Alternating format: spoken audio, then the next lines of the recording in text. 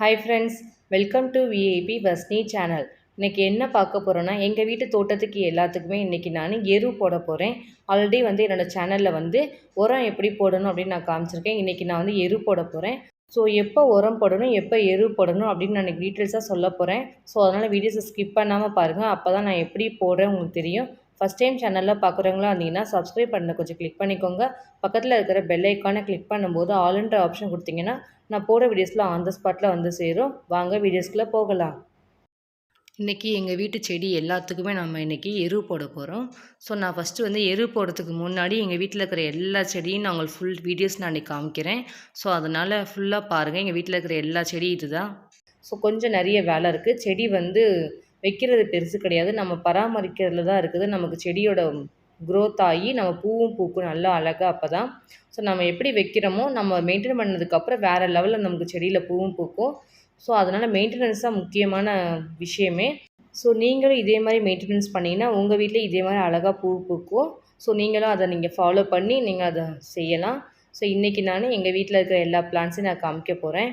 எங்கள் வீட்டில் இது பார்த்திங்கன்னா இருவாச்சி மல்லி இப்போ சீசன்னால் நிறைய பூத்து இருக்குது. அதுவும் இந்த இருவாச்சி மல்லி பார்த்திங்கன்னா அடிக்கிற வெயிலுக்கு சம்மரில் தான் இது அதிகமான க்ரோத்து ஆகும், நல்லா பூக்கும். நான் லாஸ்ட் டைம் உரம் போட்டதுனால இன்னும் இந்த வருஷம் நல்லா பூத்துருக்குது, நிறைய பூ பூக்குது. ஒரு 2 நாள் பூ ஸ்டோர் பண்ணால் எனக்கு ஒரு அரை முழம் கிட்ட வரும், அந்தளவுக்கு பூக்குது. இத்தினூண்டு செடியிலேயே எனக்கு நல்ல க்ரோத்தாக இருக்குது. அந்த போட்டிருக்க உரத்தினால தான் எனக்கு இவ்வளோ க்ரோத்தாக இருக்குது. ஸோ அதே மாதிரி நீங்களும் உங்கள் வீட்டில் இதேமாதிரி உரம் போடுங்க, அப்போ தான் உங்கள் வீட்லேயும் இந்த அளவுக்கு பூக்கும். ஸோ நான் இன்றைக்கி எரு போடுறதுக்கு முன்னாடி என்னோடய வீட்டில் இருக்கிற எல்லா செடியும் நான் உங்களுக்கு ஃபஸ்ட்டு காமிக்கிறேன். இது செம்பருத்தி பூவு, ஒத்த செம்பருத்தி, நான் அடுக்கு செம்பருத்தி 2 வகையான செம்பருத்தி வச்சுருக்கேன். இந்த செம்பருத்தி எல்லாமே மரமாக இருந்துச்சு, நான் ரீசெண்டாக தான் கட் பண்ணி விட்டேன். இதோட ஷேடோ பட்டு கீழே இருக்கிற செடி எல்லாமே கொஞ்சம் க்ரோத் ஆகாமல் இருக்குது. ஸோ அதனால் கொஞ்சம் கட் பண்ணி விட்டுருக்கேன்.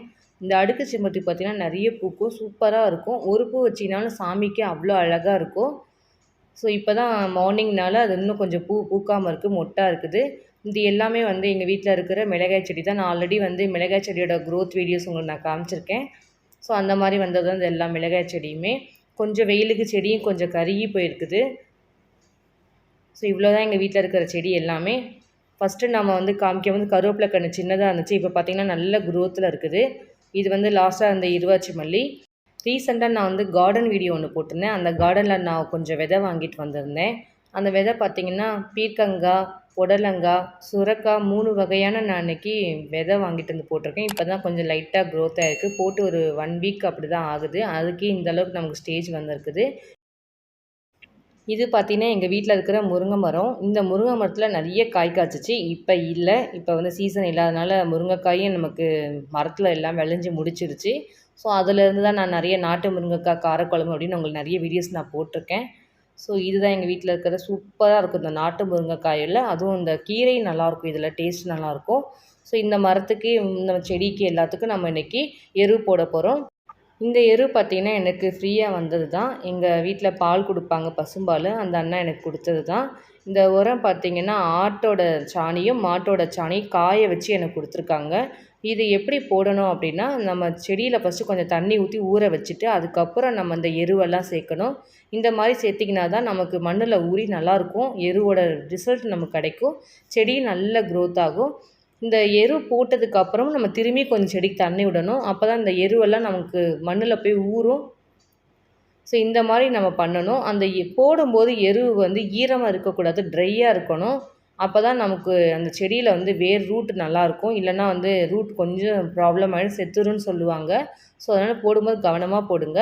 நான் ஆல்ரெடி என்னோடய சேனலில் உங்களுக்கு எப்படி உரம் போடணும்னு நான் கொஞ்ச நாள் முன்னாடி வீடியோஸ் கொடுத்துருந்தேன். அந்த உரம் பார்த்திங்கன்னா உரக்கடையிலேருந்து தான் நான் வாங்கிட்டு வந்தேன். ஸோ அந்த மாதிரி உரக்கடையில் வாங்கிட்டு ஒரு 3 மாதத்துக்கு ஒன்ஸ் இந்த மாதிரி நீங்கள் அந்த உரம் போட்டாகணும். அந்த மாதிரி போட்டிங்கன்னா தான் இந்த மாதிரி செடி நல்லா க்ரோத் ஆகி நிறைய பூ பூக்கும், நல்லாயிருக்கும். அந்த சீசனுக்கு ஏற்ற மாதிரி நமக்கு பூவும் நமக்கு கிடைக்கும். உரம் போட்டதுக்கப்புறம் ஒரு 1 மந்த்தில் நம்ம இந்த மாதிரி எரு போடணும்.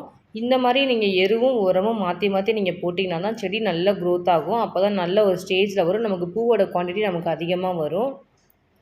ஸோ எங்கள் வீட்டில் நான் இப்படி தான் மெயின்டெனன்ஸ் பண்ணி நான் நான் அந்த ஸ்டேஜ்லாம் நான் பண்ணி செஞ்சுக்கிட்டு இருக்கேன்.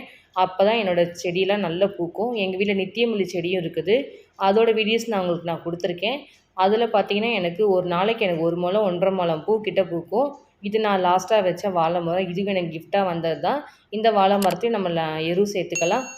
வாழை மரத்துக்கு எரு போடுங்க, இன்னும் நல்ல க்ரோத் ஆகும். இந்த வாழை மரத்துக்கு நான் தண்ணி கொஞ்சம் விடவே தேவையில்லை. எனக்கு மோட்ரு வந்து நிறைஞ்சதுனால எனக்கு ஃபுல் அண்ட் ஃபுல் தண்ணி ஃபுல்லாக எனக்கு வாழை மரத்துக்கு போகும். ஸோ எந்த தண்ணியும் எங்கள் வீட்டில் வேஸ்ட் ஆகாது. ஸோ அது அந்த இதுக்கு தேவையான அளவுக்கு நாங்கள் மரத்துக்கு ஃபுல்லாக யூஸ் பண்ணிக்கிட்டு தான் இருக்கோம். ஸோ நம்ம செடிக்கு ஃபுல்லாக நம்ம வந்து எரு போட்டாச்சு. இப்போ நம்ம தண்ணி விடலாம். தண்ணி பார்த்திங்கன்னா இந்த மாதிரி வீக்லி 3 டேஸ் கண்டிப்பாக விடணும். இந்த மாதிரி விட்டிங்கன்னா தான் வெயிலுக்கு நமக்கு எந்த செடியுமே காயாமல் கருகாமல் நமக்கு இருக்கும். ஸோ எனக்கு கொஞ்சம் ஒரு சில செடியெலாம் கருகி போச்சு. கொஞ்சம் வெளியில் நான் போயிட்டேன் அப்படின்றனால கொஞ்சம் தண்ணி விடலை 2 நாளைக்கு முன்னாடி. ஸோ அந்த ரீசனுக்காக கொஞ்சம் காஞ்சிருக்குது. இந்த மாதிரி தண்ணி விட்டிங்கன்னா தான் செடி நல்லா பச்சை பசேல்னு நமக்கு செடியில் நல்லா பூ பூத்து நல்ல க்ரோத்தில் வரும். இன்றைக்கி நான் உங்களுக்கு எங்கள் வீட்டில் எப்படி செடிக்கு உரம் போடுவோம், எரு போடுவோன்னு உங்களுக்கு டீட்டெயிலாக நான் எக்ஸ்பிளைன் பண்ணியிருக்கேன். இதே மாதிரி நீங்களும் உங்கள் வீட்டில் ட்ரை பண்ணி பாருங்கள். ட்ரை பண்ணி பார்த்துட்டு ரிசல்ட் எப்படி இருந்துச்சுன்னு கண்டிப்பாக கமெண்ட் செக்ஷனில் சொல்லுங்கள்.